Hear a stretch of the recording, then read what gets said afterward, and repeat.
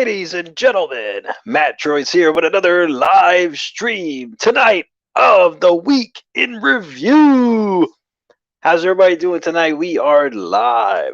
So this week we're going to review the pay-per-view Extreme Rules, Dark Side of the Ring with Chris Kanyon, AEW Dynamite, WWE Raw, and a little bit of NXT thrown in there, and whatever else is going on in the news of wrestling. So we're going to see what happens here live, everybody.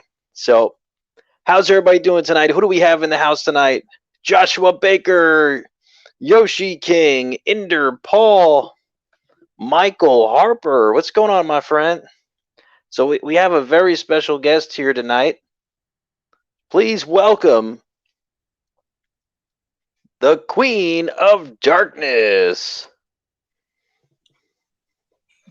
Hi. Hi, how you doing? I'm doing okay. How are you? Oh, I'm good. I'm good. Great to see you. Great. Rough day. I had to go homecoming shopping with my son. Oh, it's okay. Don't worry about it. Well, thanks for doing this again. I appreciate it. How you feeling? Not too bad. Not too bad. Tired other than that. Okay. Well, I appreciate you doing this with me here. We're gonna yeah, so we're gonna talk about, I guess, what happened with Extreme Rules first. I mean, did you see Extreme Rules? I did. I don't know if I could have spent my time possibly better, but yeah, wasn't very extreme, right? Yeah, I don't understand what was the whole idea of pumping up the idea of Extreme Rules and then having one match that had any kind of stipulations. I know normally we'll get the BS where it'll be like, you know, oh, it's like a tiny stipulation here or something there, or they'll put a stipulation on a match and we really don't get anything out of it. But like, there was nothing.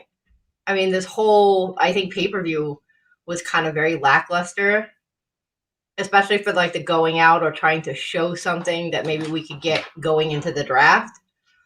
So yeah, I agree. I mean, I can't believe they only had one Extreme Rules match, and that was it. Like, they made it like it was something special. Like, there was no other like other matches that had anything. Like, they didn't have no tables matches, no ladder matches, nothing. It was just No, and it's funny because, you know, I don't want to be too critical of some of the matches because there were some good wrestling, but like for storytelling and things like that, we really didn't get anywhere. You know, I mean, all right, yeah, we opened up the pay-per-view with Liv Morgan and Carmella, but we're all tired of seeing that, whatever that is. I mean, yes, we're excited to see Liv and hopefully they'll push her. But I have a feeling they're going to cram her in with Toni Storm, and that's going to stall her push, and it's basically going to stall Toni's push at the same time. That's my opinion on that one, though. I could see that. I mean, but who knows? I mean, you see that they're starting to push Shayna Baszler again. I mean, yeah, she seems like she's going to get a big push. I hope so, but there's a weirdness that, like, the chatter, you know, because I'm very into wrestling, so I watch a lot of stuff and hear what everybody's talking about and all the rumors. Like, I guess because of Raw, and I mean, we'll technically get to it, but like her attacking Eva Marie made her a baby face. I don't get that one, but yeah. And I think her trying to be that mean, you know, the person that when she came up on the roster and how like when she went into it wasn't Hell in a Cell, it was the Elimination Chamber, and she like dominated it. It was amazing, and then they just stopped it. We're like, what happened? yeah, I know. How's everybody doing? Stop booking. Got Chi-Town, Evil Master, Lisa Reaper, Rolando Ariola, Nina. How's everybody doing? Good. Michael Harper's got a point. He wrote that Monday Night Raw was more Extreme Rules than the actual pay-per-view, which is absolutely true. Like, I don't understand why that Damian Priest match that was on Raw wasn't on the pay-per-view. Why we had to do that on Raw. So yeah, it didn't make sense. I think they care more about the ratings right now than they do about the pay-per-views, because the pay-per-views, at least in statewide, they're on the Peacock. You're not paying pay-per-view prices like when we were younger. It was like a big deal to pay for pay-per-views. And the networks are really kind of not happy, again, from the chatter, especially Fox. So I think that they're putting more of those, matches on TV, which is fine. It's free TV and stuff like that. But when we get to the pay-per-view, we're supposed to be excited. There's supposed to be culminations of storytelling and end of feuds and new feuds and things like that. It was just, you walked away kind of being like, what? What happened? Like, did anything actually happen? You didn't feel like you walked away going, oh, that, or oh, that, other than the anger at the very end, I think. Yeah, it was definitely not worth like, can you imagine if you spent like $30 or $45 for that pay-per-view? Like, you'd have been so upset. I mean, forget it. No, I mean, I would be really mad. Yeah, that's what happened to do that back in the day before the network. When my son was little and he was more into it, I would cherry pick the pay-per-views because I'm like, I'm not doling out that kind of money for this in-between pay-per-view. We'll get it. We'll figure out what went on Raw and whatever, and we'll pay for the big ones, the 4 big main ones and things like that, and that would be it. Yeah, so. that's what I did too. Yeah, because like I remember getting like the Hell in a Cell pay-per-view that the main event was CM Punk against Ryback, and it was the Hell in a Cell. I forgot which year it was. It was like 2012 or 2013 or something. And then the pay-per-view was horrible. Like it was so bad. So I said, that's it. I'm only ordering WrestleMania and SummerSlam now. That's it. Like, not for that kind of money, at least then. Yeah, it's $45. I mean, at least Dynamite, where you're paying for the pay-per-views, I feel like you're getting your money's worth in that regard. Yeah. But I just think I don't know. Sometimes I feel like WWE is just in this weird, I don't know. I don't even know what to say anymore. Because like you used to be able to say, oh, well, it's not wrestling, it's entertainment. But even then, I'm like, I don't know. So yeah, and then that pay-per-view, not only was it bad, but there was the Alexa Bliss thing with the first of all, the cameraman was way on top of her. You saw her pop the thing in her mouth. You saw the bottle of water under the thing, and then it didn't work. And she was trying so hard to make her mouth have spit in it. She was trying and spitting, and that big tab. I was just at some point would have just spat it out and just screamed and threw a tantrum at least. I was like, I was in theater when I was a kid. It's like, when it's not working, just drop it and figure out something else because now you look stupid. Yeah. I thought she was grabbing for something in the table too when she fell into the table. I thought she was grabbing. I think it was in the table what she was going for. Because if you notice, like if you watch it, because I watched it back later, the cameraman was on her when she hit the table, and you saw the bottle of water and you saw her hand, and quickly somebody changed the camera angles, and it was like, oh, what happened? And then so it was kind of like that blood packet getting passed from Byron to Roman, and everybody saw it. It was like, no, it happened. We all saw it. Just stop. Yeah. All right, we got Interpol in the house. Eric Freeman, Gator Mike, sheesh, Jeff Samuel. What's going on? Jeff. I agree with Interpol. We were gonna talk about that, about the end of the pay-per-view, which was a great match.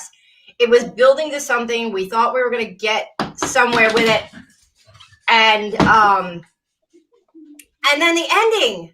It was just like, it sucked all the air out of everything. It was like, all right, even if the pay-per-view sucked to that point, that match was going amazing. We were on it, interruptions, whatever. You expected that to happen.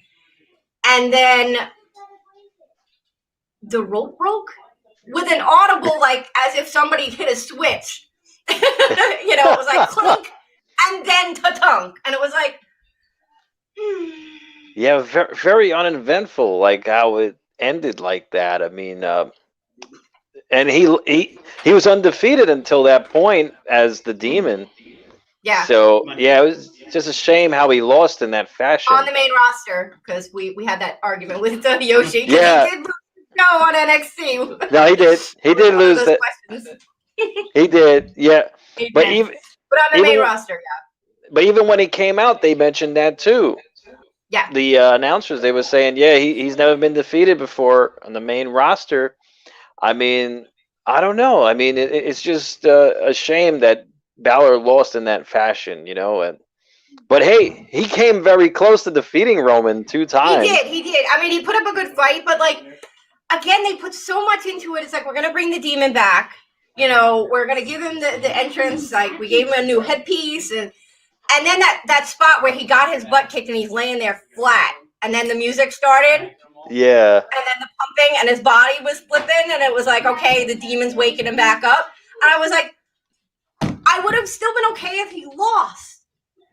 But the rope breaking thing was terrible. And the only way that I would have given it a pass, and I think I typed this to you, was had they come back, and it may still happen, if they come back tomorrow night and say that Paul Heyman rigged it. Ooh. Because he was over there. Because I was trying to, like, make an excuse for it. Like, my son was sitting here, and I was like, maybe Paul Heyman messed with it. Because he was like, what are you talking about? I'm like, Paul Heyman was standing right there. The camera made sure to see him go on that side. And then after the rope break, he runs to the other side of the ring and he starts slamming on the ring, like for Roman to get up. So it was like, all right, if you make an excuse for it, but if you're just going to be like, oh, technical difficulties, the rope broke. Yeah, that's not going to cut it. So. I mean, with Extreme Rules, I mean, yeah, it was a bit disappointing to say the least. But you know, they're gonna have to really perform more. You know, if AEW is gonna be putting on these amazing shows. Sorry. No, it's okay. It's all right. Kids got back from the movies, so. That's good. I hope they had a good time. Yeah, they went to go see the Addams Family. Just came out tonight. Oh, the new one? Oh, I gotta see that. Yeah, so. It was a good movie. It was a good movie? It was good? Oh, okay, that's great. That's great. That was my daughter, Rory. Yeah, she has Rorito. Rorito has a namesake. Oh, her name's Rory, too? Her name is Rory, too. Mm-hmm. Oh, Rory. Wow. Okay. Yeah. Yeah, Gator Mike. It wasn't animated. There was one that came out, I think, 2 years ago, and then they made a sequel that came out tonight. It's a good movie. I saw the first one. Yeah, it was definitely funny and cute. So. I mean, with the AEW, I mean, they're coming like hitting the ground running. Like just their regular shows now are becoming like pay-per-views, like Dynamite. Yeah. I mean, they got some stiff competition here. I mean, it's coming. They do, and the problem is the ratings. Yeah. You know, again, I mean, CM Punk kicked that rating up, but Rampage has been steadily declining, even with him on it. It's not hit that when he was originally on it. It's been steadily declining, and Rampage's numbers are all. Dynamite's numbers are also declining. I mean, they are holding that. They're stealing that 18 to 35 male demographic. Yeah. But unless more people start bringing their eyes to it, and I mean, I was gonna get to it, but we'll go into Dynamite instead. Is that whole anti-WWE kind of thing? And I think other people are starting to notice it and bring it about. It's like, all right, you have a great show here. Yes, you have ex-WWE talents, but these were guys that were indie stars beforehand, and they had somewhere to be before that. And the pokes and the jabs and the constant reminding of this other show. You know, I will give Vince McMahon the credit. You don't bring up your competition. You don't. Yeah. You pretend it doesn't exist for a reason. It's not because you think that that's how business works. You don't talk about your competition. You don't offer your competition. You know, when I worked in retail, and I worked for 20 years, you don't offer someone to go to another store. I mean, as a good person, I would. But if I got caught doing that, I can get a lot of trouble being like, oh, hey, go down to this store and you could really look for it. Rather than trying to force them into something that I do have. You know what I mean? Right, and that's really what WWE tries to stay here. And because of that, and I think Tony Khan is realizing it too, although he's had WWE's name in his mouth. But I know MJF, he ripped into him between the VKM remark last week and blatantly saying that he had Pritchard's number on speed dial. Oh, yeah. You know, don't get me wrong. I love the promo. The promo was absolute fire. I love him. But again, it's like there are a million things that you could say, and he could be a total douche and all of that other stuff. But like, it's 2 weeks in a row that you're bringing up the competition. Like, Yeah. I don't know. I don't know what his agenda is, but I get what it's coming from, you know, but it's because again, there's a lot of that back and forth. There's that war between them and us, and he's trying to use that, and he's not misusing it. But at this point, I think that they should drop it. You know, just cut it out and stuff. And I think because of that, and there's a couple other things. I don't know if you knew that Tony Khan has ultimate control now. The entire way that it presents itself on TV and things like that, everything has to go through Tony Khan now. He's become the Vince McMahon in a sense, because nothing will get on TV, nothing will get produced under the AEW header without his final approval. Wow, I didn't know that. Mm-hmm. Yeah, and that's only been like in the last day or two. So, you know, there's always been that weird thing between Cody and the Young Bucks and Kenny Omega.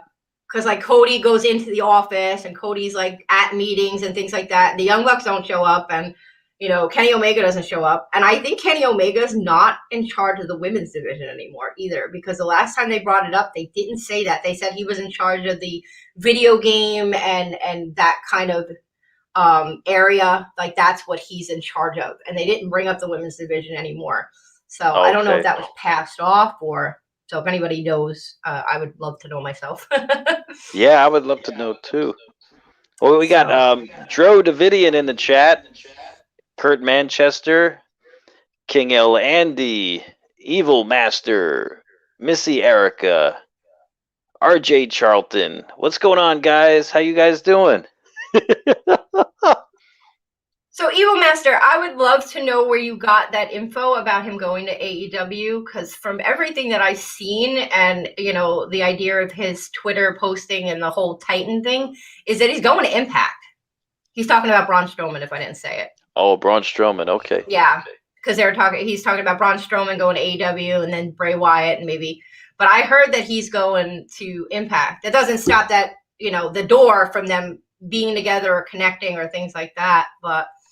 What's up, Jacob? Randy Pala. Since we were talking about Dynamite, I wanted to bring up. Well, there was the title change to Sammy Guevara, which I both love and hate at the same time. So I want to hear how you feel about it, because I think you're more of a AEW fan than I am. So. No, I'm actually very happy for Sammy Guevara. I'm happy for him. I mean, they put on a good match, and I had a feeling he was going to win from the beginning. I just had a feeling he was going to do it. But I know Miro, they had him as a unstoppable force this whole time, and I think this is the first time he lost in AEW. So I think it was a good match. Yeah. Yeah, but what are your thoughts? The match was good, and I mean, I love the way they built up Miro and things like that. You know, and I guess I could buy the idea. Maybe again, WWE like beats you over the head that the big guy and the little guy, and he can't win. It's like, you know, but we all love the David and Goliath story, and I like that Sammy was getting his ass beat, and then he took advantage of Miro trying to cheat, and then used his strengths, being quicker, and you know, and then he beat him. So I just feel like there's no other place for them to give him a title either, you know? Yeah, like, yeah. If you're not going to make him your main title holder, you know, are you going to shove him or shoehorn him in with the tag team? It makes sense, yeah. Wait, we have another special guest here. Let's bring him in. The king has arrived. Rurito! Rurito. Hey, I guess it's not Rurito, it's Carlito. It's Carlito. You are not cool. It's Rurito. What do you think about Sammy Guevara winning? I absolutely enjoy having a Latino guy having that title. Absolutely love the idea. I think it was a good match. It was definitely a good match. I think that they should do a rematch in Full Gear. Oh yeah, yeah, I could see that. That would be. I mean, they could do a good match. I mean, That I would love to see it. that was a high caliber pay-per-view match in my eyes, honestly. Oh, Yeah, they're killing it on the weekly shows. They're giving it its all, you know. And it's definitely that's something that if it was WWE, you probably expect them to put on a pay-per-view. Yeah, So absolutely. Like I said to Matt before, the only thing that would make them go over in the ratings would be getting Bray Wyatt, and that would be it. that Otherwise, that would do not it. at all. yeah. I mean, if they did Everybody that would jump ship immediately. for Bray, right? Like he has Yep, that power. yep. I thought CM Punk would have had that power, but or Daniel Bryan, but I think that people are tired of seeing the same stuff, but when it comes to Bray, the feelings that the AEW fan base have towards Brody Lee dying, that's what yeah, is getting to me. That's what I've been thinking in the past few days. I see, I see. I Sorry. mean, oh, it's okay. I'd say, but I thought when CM Punk arrived, that would have been it. I mean, that would have been the shift right there. But I don't know. I mean, did the ratings go up when Punk came out, or Yeah. they Yeah, it did, did. right? They Absolutely. popped for him, but I just the holdout. I guess they wanted to see him. They wanted to, they see him back and things like that.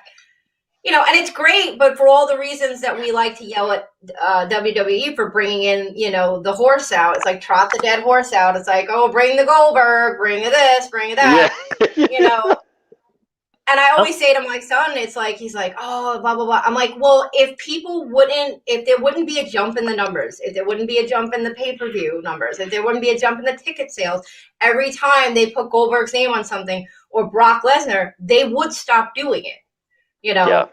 Yeah. But I don't know how you AEW being that feel, it's like, okay, you gave us CM Punk, and again, those people popped in, even the old fans, maybe just to see, does he still have it? What does he look like? Oh, he's gray now. And then they kind of petered back off. It was like, okay. And Daniel Bryan we've all seen him. We've seen him climb the mountain. We've seen him do the inevitable. We've seen the Connors cure, all that stuff, But Bray Wyatt was a talent that they gave him this gimmick that he put so much into.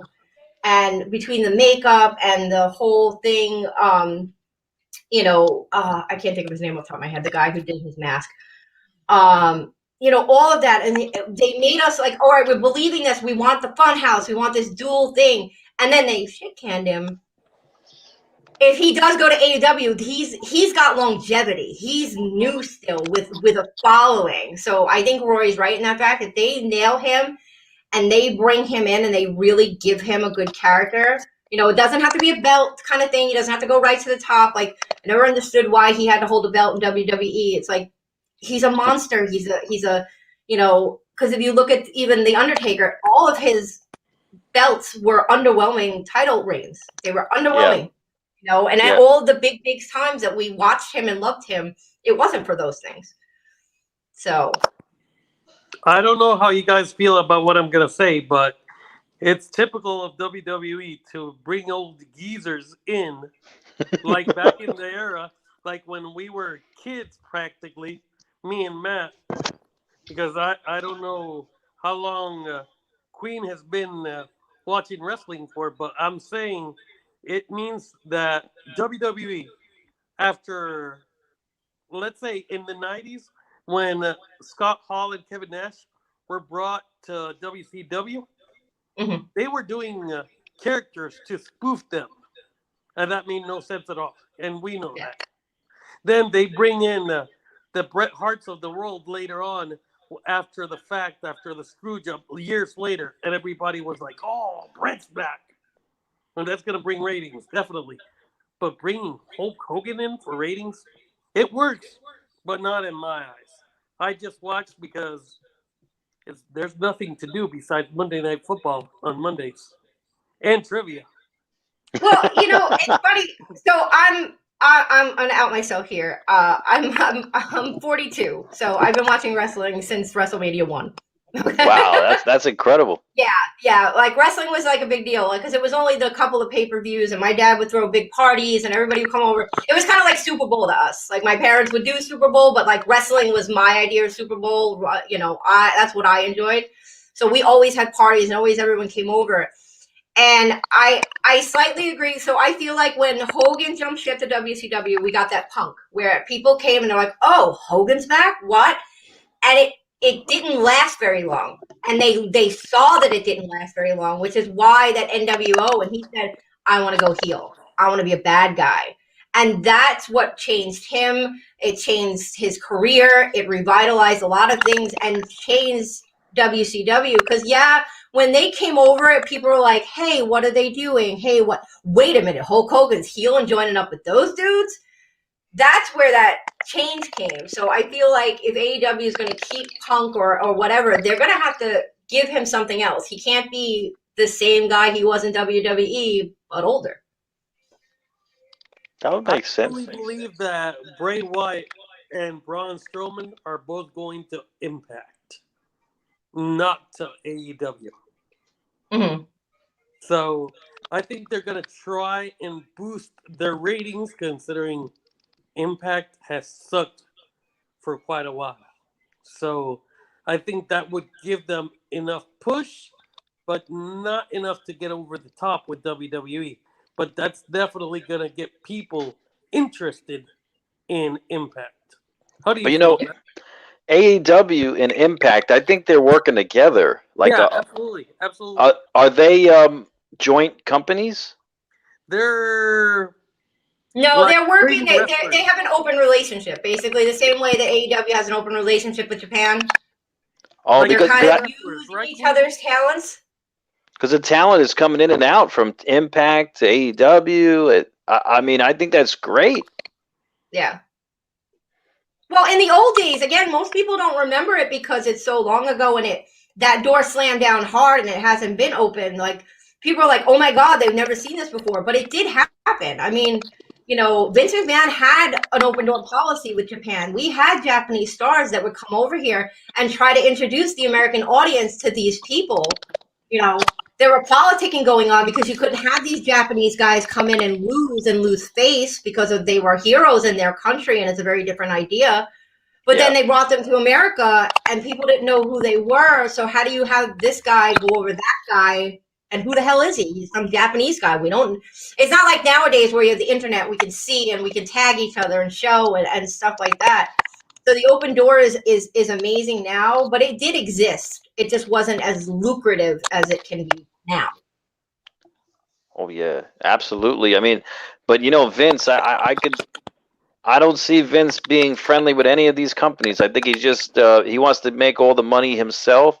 He doesn't want to spread any of the wealth around. Like if it was up to him, he would just keep it the way it is, a monopoly. But now, but now with Tony Khan here, I mean, this is different because this guy's a multi-billionaire. I mean, he could literally. I mean, he could fund anything he wants. I mean, he could put up one hell of a show and bring in any talent he wants. He has the resources to do that. So Vince has to worry about this. If he's acting the way he is, like if he doesn't want to be cordial with AEW, because I know Jericho when he came in and he did the Stone Cold podcast, I'm sure that could have been a bridge to join the companies. I'm sure that could have been a bridge, but maybe Vince doesn't want it. Yeah. I don't know. What do you guys feel? I have to say to you is, I think definitely WWE doesn't want to do any working relationship with them, with AEW. I would compare Vince. I'm gonna do a comparison to the New York Yankees. They want all the best talent in the world, and they don't want nobody else to get them. That's how the Yankees thought before. And that's how Vince sees everything. But now you see all these wrestlers that are displeased with their what is it called? With their push or how they're being treated in WWE. That's why they want to go into a new company to explore new horizons and see what other companies can bring into them. That's how I look at it. And not many people, like Queen said something about the Japanese wrestlers. Even WCW, they brought in the Rey Mysterio. You know, Vince is doing that with wrestlers, with Mansoor. Why do you think Vince is doing that? Because he wants the Saudis money. You Yeah. know, you know when he put Jinder Mahal with the belt. Why? Because he wants money, revenue. He doesn't Yep. care what fans think. He just wants money, money, money. That's I it, think he yeah. regrets that deal. Personally, I think he regrets that Saudi deal big time. But he snuck. I don't think so because he's always friends with the guy. He's really friendly with the guy all the time, and he kisses his butt. Like I Yeah, told well, you. I would be friendly with him too if I knew that he could kill me at a freaking moment's notice and nobody's gonna do a damn thing about it. You know, he But killed listen to Khashoggi. this. They walked in, they have everything on camera, and they killed him, and nobody did anything about it. Nobody's gonna give a crap Well, if Vince Kennedy McMahon gets killed by the king of Saudi Arabia. think about what I'm going to tell you. Think about what he's going to do, because the king of Prince, whatever it is, of Saudi, he's Mhm. the one asking Vince to do Lashley to do the job against Goldberg, because he was going to pay him at least $10 million for that match. Goldberg, $10 million for one match. Just one match? One match? One match. He's got a two match deal with WWE, and that's one of them. And we had the Jeez. other one already. Wow, that's crazy. So, like I said, Vince only cares about the money. He doesn't care Well, about. but you know they're spoiled over there, and I get that, and I do get what you're saying.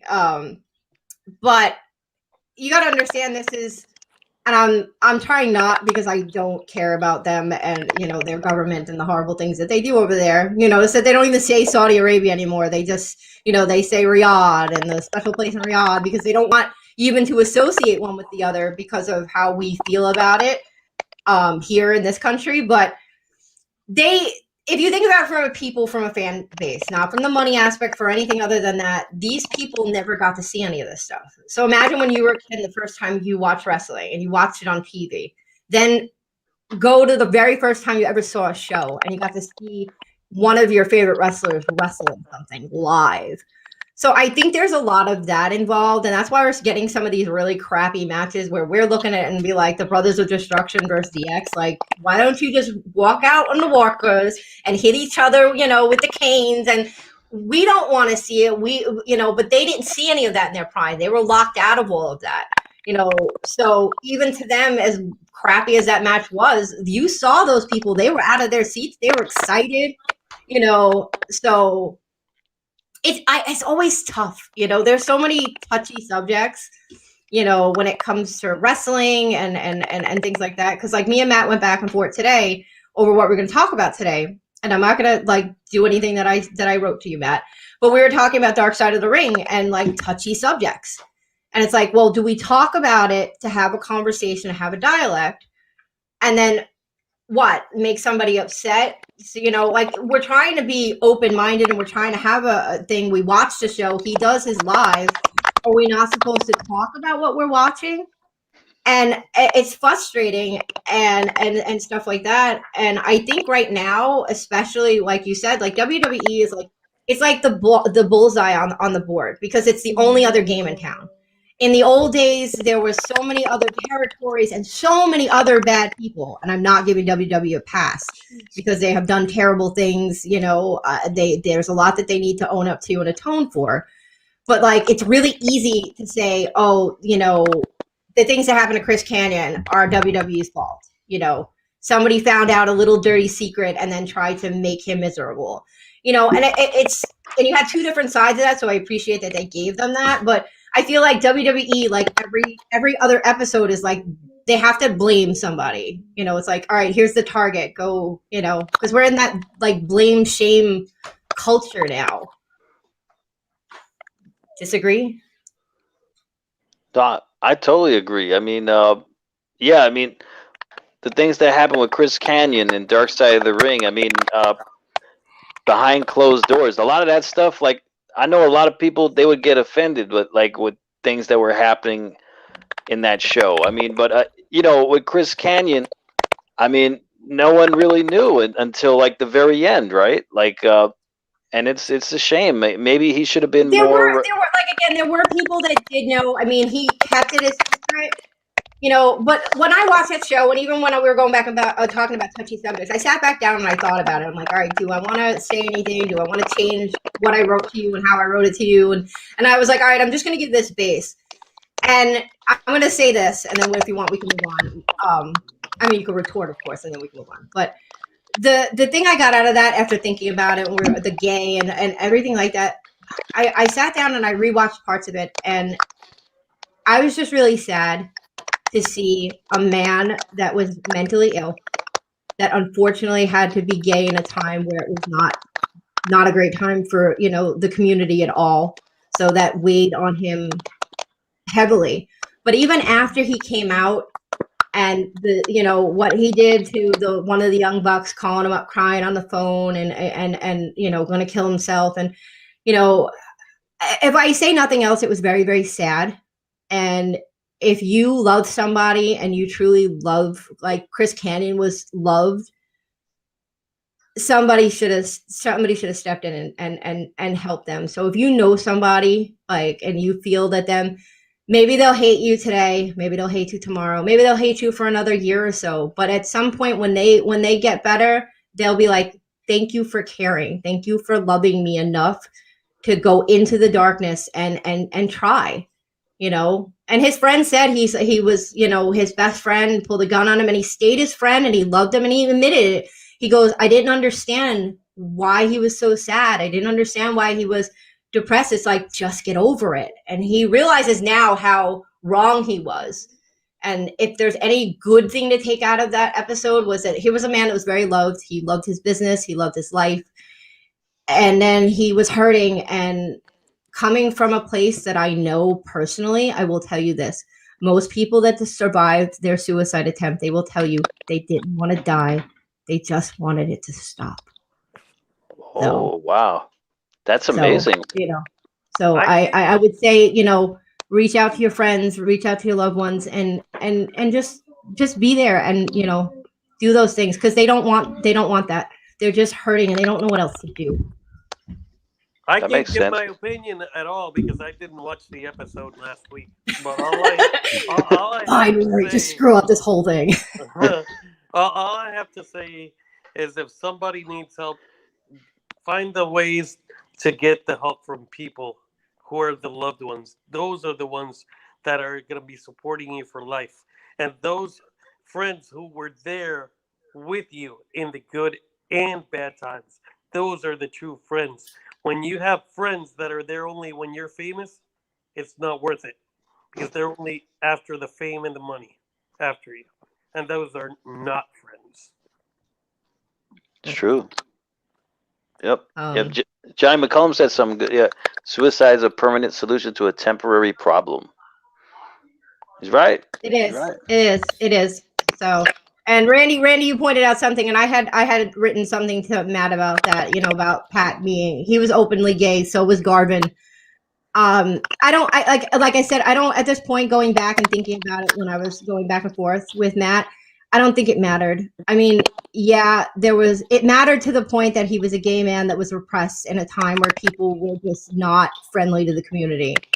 But like I said, sitting back and thinking about it, that was just another problem. He was bipolar, he was hurting. And I think that's the major takeaway. So, and because this is super dark, I think we should change the subject. The only thing I gotta say about that is, so was Darren Young.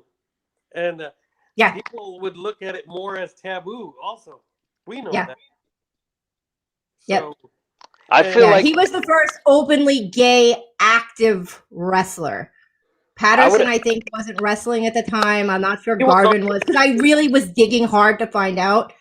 And it seems to be most people say that Darren Young was the first openly active roster gay man. But I say that once he made it clear that he was, I found that he was let go like shortly after. Like, did you guys notice that? Like it was kind of like he wasn't getting pushed anymore. It was kind of he like got hurt, and then they came back, and but again, see, and that's the frustrating thing because it's funny because Jericho used to be such a company man, and then he wants to talk out the side of his mouth, which I don't get that one. Like that's just my opinion. But if we look at WWE's crap booking, they do this to people all the time. It just happens to be that, the Boy George thing, and we associate Boy George with, but him coming out of the box, there's so many, I could see where all that homosexual stuff can come from. Like, absolutely. And I'm not saying that it wasn't done to be spiteful, because they have done things to be spiteful, but we'll never know. But my biggest thing is like when he did come out in a world that wanted to accept him, and people that he were afraid that it weren't going to accept him wanted to love him. It didn't help him. It didn't help him. I don't know if you guys knew about this, but since this movement is going on typically nowadays, you realize people are not supportive when it's a guy. But if you would see probably a storyline with Mandy Rose and somebody else that's a chick, they would totally support it. You guys know that. Well, Sonya Deville, right? Like I remember Sonya Deville. They were starting to plant the seeds with that before, and people were liking that because they're like, well, it's listen, because again, if you look at numbers, and I don't remember when I said it, but people want to cry about the storylines and Lana and Bobby Lashley, and we all hated it. We did, but the YouTube numbers of those sections and things like that, the numbers don't lie. So people want to get mad and stuff like that. But again, put Goldberg's name on, buy tickets. Put Lana in a storyline where she's cheating on her husband, and they're getting all the revenue from YouTube, getting millions and millions of hits. What brings more ratings? Seeing wrestling or seeing a gossip channel or rumors or stuff like that? The rumors. Rumors. The gossip. Yeah. That's why TMZ exists.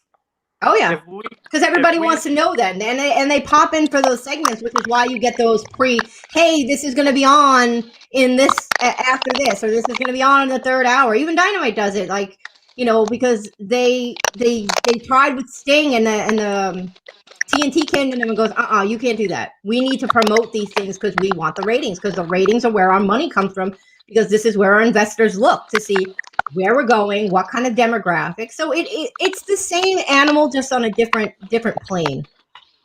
So, and I think AEW, if it stays in business long enough, if it really runs the gauntlet, it's gonna look a lot like WWE looks now.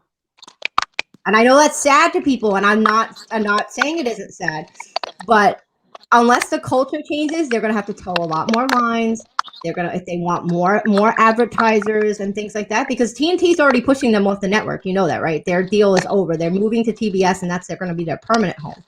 Yeah. So TNT used to get the eyes on it and see how it lasted, and then it was going to go to TBS anyway. So. What do you? I think. Go ahead, Matt. No, go ahead, Rory. Go ahead. I was gonna say that the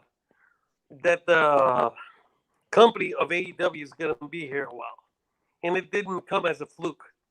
It's not going to be like WCW when they had the NWO. It's not going to come and go. It's going to put up a fight a lot more than when WCW had it for 3 years.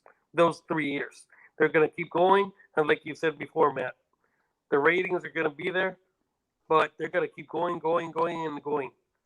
It doesn't matter who they bring in; they're going to be surpassing WWE with fans, but not with the ratings. It's true. That's how. Yeah, it's true. I don't disagree, but as long as they and from what it seems like, I said Tony Khan basically being the end all be all. He's already said that the bringing in talent is gonna basically peter off. You know what I'm saying? They can't just keep doing that, and those are the pitfalls of WCW. Was they brought in these main talent, they brought these eyeballs in, and then they just kept coming and nothing to do with them, and then muddying the waters, and then everybody and their mothers in the NWO, and then it's the Italian NWO and the Spanish NWO and the girls NWO. It just got nuts. It was just calamity and chaos. too much. Yeah, it's too much. So. Hey Matt, can we talk about the draft a little bit before this thing kills me with my phone? Oh, The yeah. draft? Because it's pretty weird. Oh, the draft. Yeah, the draft is going on tomorrow, right? For SmackDown Yeah, and tomorrow Raw. night. Yeah. It starts tomorrow night and then it'll end on Monday. So, but again, here's the thing, and I'll take bets against it. We're not going to see any major movement. Reigns isn't going anywhere. Big E isn't going anywhere. Nakamura and whatchamacallit and Damian Priest are probably going to flip. Other than that, you're going to see a lot of the NXT stars that we know and kind of love being pushed out of the 2.0 into the main roster, so that they can have some fresh faces. And then NXT is going to bring in, Steiner's going to be the new face. I have a feeling that Tommaso Ciampa is going to drop the title to him. And these are the people that we're going to see. And then whether or not they even push them at that point, or they just become, the new cannon fodder, so everybody, can get beat up by Jeff Hardy. I see Big E going to Raw. I see Lashley going to SmackDown. I see Drew McIntyre going to SmackDown. I see like only 5 or 6 major names, and the rest are going to be fill-ins. That's how I look at it. I bet you your next title belt on the stream that you're wrong. That's a good bet. I mean, not that you wouldn't give it to me because you love me, but That's a good bet. Okay, I'll give you a $1 donation. There you go. okay. So. Hey Matt, you didn't tell her she did get the $1 million belt yesterday. Oh, she did. Yeah. Oh, I'm gonna have to change. I'm gonna have to change that for next stream. So honestly, I think that WWE is trying to appeal now to more of a world, global fan base, and that's why you see like I told you before, Matt, you see Damian Priest winning the U.S. belt because he had to come out to Puerto Rico, and obviously they have Puerto Ricans here. Obviously, we're gonna have the house show, and that obviously would bring ratings, not ratings. People to the crowd, I mean, the attendance. Well, see, here's the thing that most people don't know because it doesn't get talked about. Actually, a very large demographic that WWE already has is Latin men of the 18 to 35. So they're just kind of giving them a representation, and I think that's what's going on now. The NXT 2.0 is no longer The Rock. It's no longer the white guys in the front. We're trying to show culturally that I guess they're growing up. But we can go either way about that, saying that they're doing it for the right reasons or they're doing it for the money. But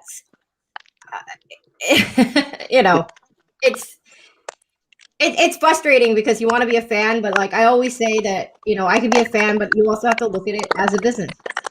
And the fans hate that. They just do. Like we said, it's like it's best for business. It's best for money. It's best for money. It's best for money. It always comes down to the money. It always does. Look what I told you the other day, Matt. What do you think? It's gonna be. I don't know if it's Saturday or it's tomorrow. The house show here in Puerto Rico. I think it's on Saturday. But the thing is, I think it's Saturday. Yeah, think about this. I see this because they're talking about it all week long here. Is Bad Bunny going to show up? And everybody bought tickets to sell it out completely when they said Bad Bunny might show up. Come on. Seriously. Wow. All right. Dro wants you to look at something, Matt, that he said. And Randy, I think Dynamite Kid should be in WWE Hall of Fame.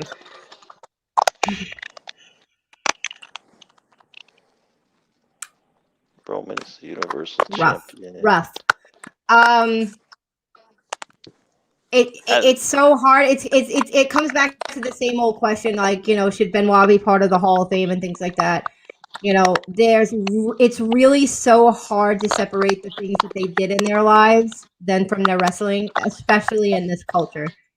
Had it been maybe 15 years ago, I think a lot of people it would have gone by with nobody paying attention. you know, or they could have whitewashed it like getting the Warrior in, like, you know, because we all know basically if you really were a fan and then went into his life afterward, he was a racist. He was a terrible person, you know, and now they have a Warrior Award and Danielson has a job, you know, but you can't do that anymore. You know, Dynamite Kid was a wife beater, you know, Benoit, you know, killed his kids. And because of him, his wife, who was a victim on all levels, she can't get in either. And she was an amazing talent, you know, as woman. And she'll never see the Hall of Fame either, simply because she was married to him. And that's completely not fair either.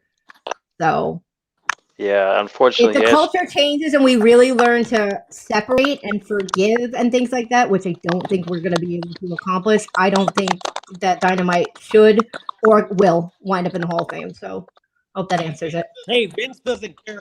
Queen, I think Vince doesn't really care about that. He just cares about just having the wrestler in. Look at this situation. He forgave Hogan for what he did. Oh, because again, it goes back to money. He's not a dumb man. He's not a dumb man. I don't think his heart is as big as they play. But he's invited many wrestlers to be in part of the Hall of Fame, and they've turned him down. You know, Honky Kong turned him down several times. He's been turned down by Vince several times. Mm-hmm. And yeah, I think, you know, Owen, they wanted Owen in, and he tried to, you know, and I don't blame her, and I'm glad for what AEW is doing for it, you know, but he should go in, and that's never going to happen either. You know, the Hall of Fame is it's a fan thing, but like, as I've seen people before, it's not like you can go to the Baseball Hall of Fame. I can go to Cooperstown. I've been there as a kid. We can go there and look at things, you know, we can go and see, you know, bats and balls and signatures and pictures and things like that. If WWE actually had a physical place for a Hall of Fame, I think it would lend a hell of a lot more credibility to it. it's true. Yeah, it's true. Hopefully they do that or things like that. They should open something like that. It should be like your Hall of Fame when you include me. Yeah. We'll see. We'll see what happens. All right, guys. Well, that's what's best for me. I'm gonna catch you guys for Dark Side of the Ring. So thank you so much for joining me, Queen of Darkness and Rory. So be safe, be well. Guys. Queen. Bye. Okay. All right, guys. I'll see you guys. All right. Thanks again, Queen of Darkness. Thank you. No problem. All right. Good night. I'll see you guys Dark Side of the Ring. Be safe, be well, guys.